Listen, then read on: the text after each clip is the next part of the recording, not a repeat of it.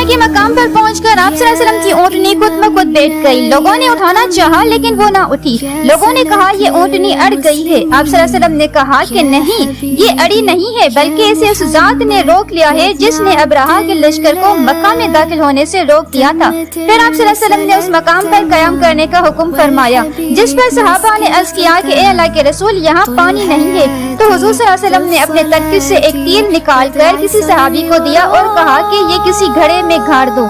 जब वो तीर किसी घड़े में गाड़ दिया गया तो उसमें पानी थोड़ा सा मौजूद था, तो फौरन ही उसमें मीठे पानी का चश्मा उबलने लगा, यहाँ तक कि तमाम लोगों ने पानी पी लिया और जानवरों तक को भी पानी पिलाया गया।